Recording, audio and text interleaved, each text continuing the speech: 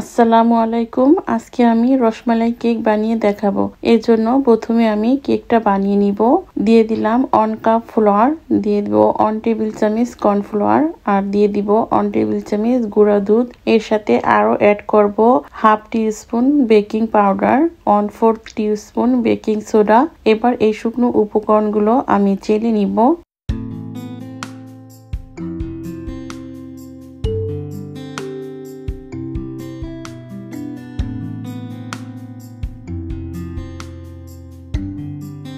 হয়ে গেল চেলে নেওয়া। এবার এই শুকনো উপকরণগুলো আমি খুব ভালোভাবে মিশিয়ে নিব। এবার একটা বলে দিয়ে দিব 3টা ডিম। আমি এখানে কুসুমটা আলাদা করে নিব। আপনাদের ডিম যদি ছোট হয় তাহলে এখানে 3টার জায়গায় 4টা দিয়ে দিতে পারেন।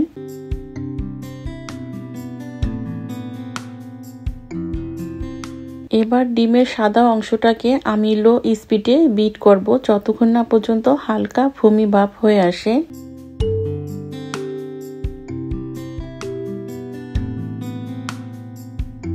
দেখুন যখন এই পর্যায়ে চলে আসবে এর সাথে আমি অ্যাড করব 1/3 কাপ সুগার। এই সুগারটা আমি 3 বারে দিব।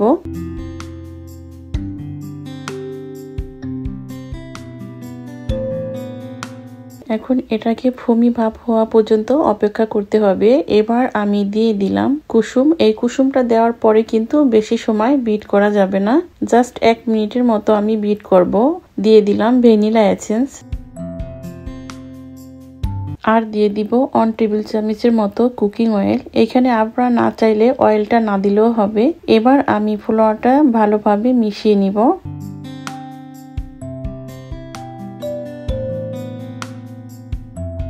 একদিক থেকে ঘুরিয়ে ঘুরিয়ে মিশাতে হবে।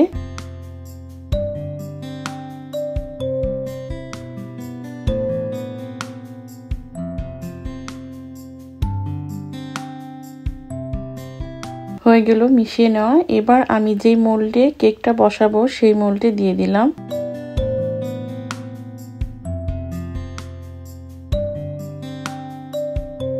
এবার এই কেকটাকে আমি বেক করতে দিয়ে দিব। এই ফাঁকে আমি রসমালাইটা বানিয়ে নিব। এর জন্য আমি 1 লিটার দুধের ছানা নিয়েছি। এর সাথে দিয়ে দিব 1 টিস্পুন সুজি, 1 টিস্পুন কর্নফ্লাওয়ার, আর দিয়ে দিব 1 চিমটি বেকিং পাউডার। এগুলোকে এখন আমি মিশিয়ে নিলাম। এবার এই ছানাটাকে আমি একটু মধে নিব।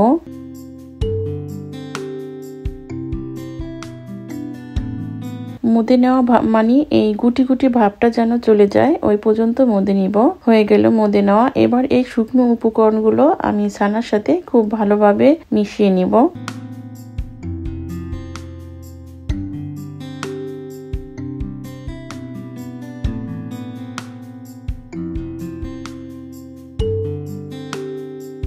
হয়ে গেল মিশিয়ে নেওয়া। এবার আমি এটা থেকে ছোট ছোট লিচি কেটে নিব।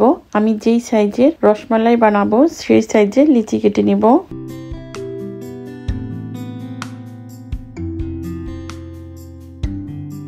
আমি কয়েকটি বানিয়ে দেখাচ্ছি। এটা কিন্তু ফুলে ডাবল হয়ে যাবে, এজন্য ছোট করে বানানোর চেষ্টা করবেন।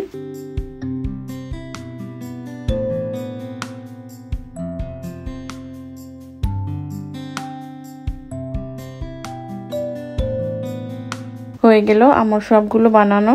এবারে আমি শিরাটা রেডি করে নিব। দিয়ে দিলাম 1 কাপ চিনি, এর সাথে দিয়ে দিব 1.5 কাপের মতো পানি,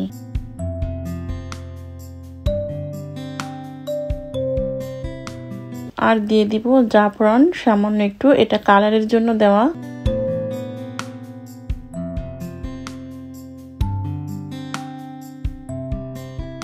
এবার চিনিটা গলে শিরাটা ফুটে আসা পর্যন্ত আমি অপেক্ষা করব।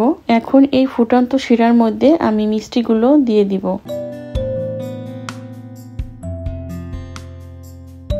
এবং ঢাকনা দিয়ে ঢেকে ঘড়ি ধরে অপেক্ষা করব 5 মিনিট। ফিরে আসলাম 5 মিনিট পরে।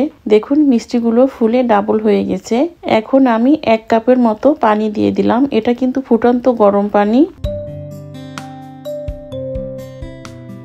এরপর ঢাকনা দিয়ে ঢেকে আমি অপেক্ষা করব 10 মিনিট। ফিরে আসলাম 10 মিনিট পরে। এবার একটা মিষ্টি আমি চেক করে দেখাচ্ছি আমার মিষ্টিটা হলো কিনা। দেখুন মিষ্টিটা পানিতে তলিয়ে আছে, তার মানে আমার মিষ্টি হয়ে গেছে। এবার আমি চুলাটা বন্ধ করে অপেক্ষা করব ঠান্ডা হয়ে যাওয়া পর্যন্ত। এবার এই মিষ্টিগুলোকে আমি তুলে নিব যাতে আমার এক্সট্রা শিরাটা ঝরে যায়।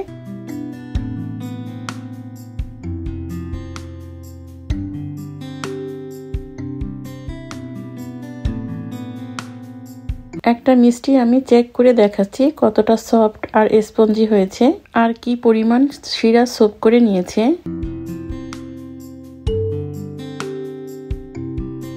এবার আমি মালাইটা রেডি করে নেব। এখানে আমি 1 লিটার দুধ জাল করে ঘন করে নিয়েছি। এর সাথে দিয়ে দিলাম জাফরান। এই জাফরানটা একটু কালারের জন্য দিলাম। এর সাথে দিয়ে দিব কনডেন্স মিল্ক 1/3 কাপের মতো। এই কনডেন্স মিল্কটা স্বাদটাও ভালো আসবে আর এতে মালাইটা একটু ঘন হয়ে আসবে।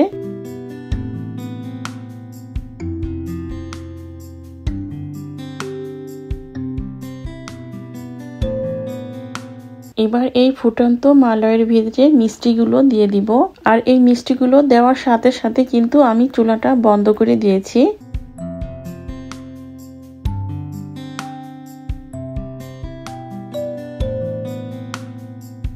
এবার এটাকে ঢেকে রাখবো আমি যতক্ষণ না পর্যন্ত ঠান্ডা হয়ে যায়। এদিকে আমার কেকটা হয়ে গেছে, এটাকে আমি মোল্ড আউট করে নিচ্ছি।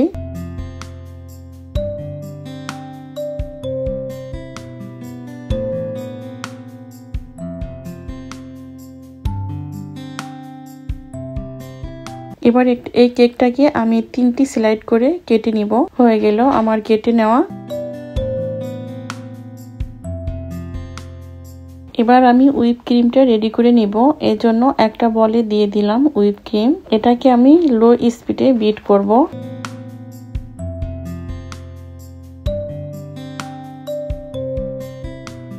যখন এই ক্রিমটা একটু ঘন হয়ে আসবে এর সাথে আমি দিয়ে দিব আইসিং সুগার। এখানে আমি 1/3 কাপের মতো নিয়েছি। এই সুগারটা আমি 5-7 বারে দিয়ে দিব।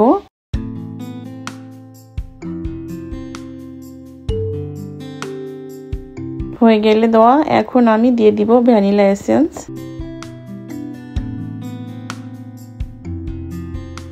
আর সামান্য একটু ফুড কালার। এখানে আপনারা ইয়েলো ফুড কালারটা দিয়ে দিতে পারেন।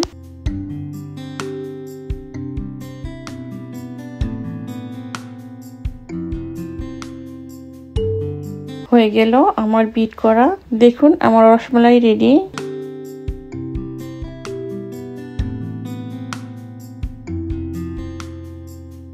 এবার আমি কেকটাকে রেডি করে নেব।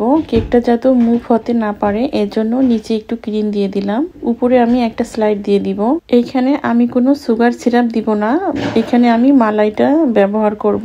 আমি কিছু মালাই তুলে নিলাম আর এই কেকের উপরে দিয়ে দিব।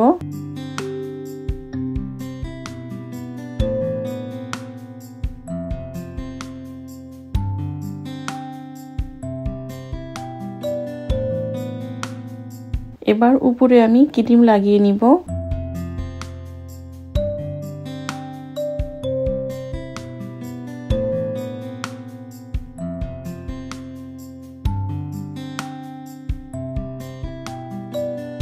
এখন কিছু রসমালাই আমি ভেঙে নিয়ে উপরে দিয়ে দিব। এই রসমালাইগুলো কেকের সব সাইডে ভালো মতো দিতে হবে।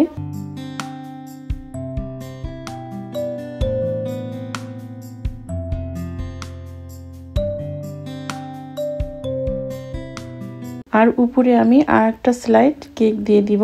সেম প্রসেসে আমি কাজগুলো করেছি। এখন উপরে কিছু পেস্তা বাদাম দিয়ে দিলাম।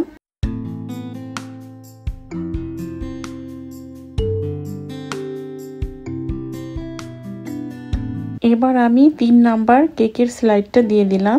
এখন উপরে আমি মালাই দিয়ে দিব। এই মালাইটা দিয়ে আমি কেকটা ভিজিয়ে নিব।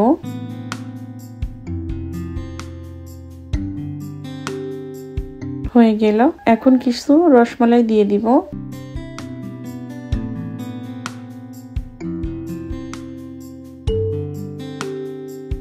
আর কিছু পেস্তা বাদাম দিয়ে দিব। এবার আমি ক্রিম দিয়ে এইগুলোকে আমি ঢেকে দিব।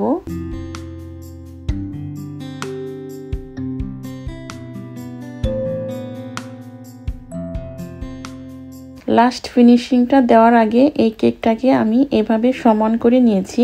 এবার এটাকে আমি 1 ঘন্টার জন্য ফ্রিজে রাখবো। ফিরে আসলাম 1 ঘন্টা পরে। এবার আমি কেকের ফাইনাল লুক করে দেখাচ্ছি। এভাবে আমি ক্রিমগুলো লাগিয়ে নিব কেকের চারপাশে। ক্রিম লাগিয়ে নিয়ে অফ ক্যামেরায় আমি এই কেকটাকে সমান করে নিয়েছি। এখন আমি ডিজাইন দিয়ে দেখাচ্ছি। আপনারা আপনাদের ইচ্ছে মতো ডিজাইন দিতে পারেন।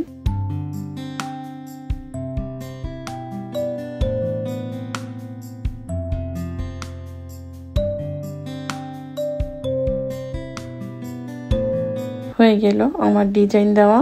এবার কিছু রসমালাই আমি উপরে দিয়ে দিব।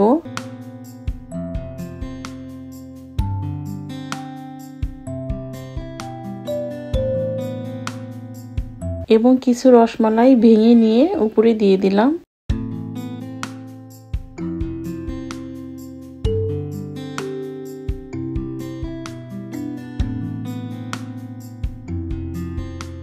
রসমালাইটা দেওয়া হয়ে গেলে উপরে কিছু পেস্তা বাদাম কুচি দিয়ে দিলাম।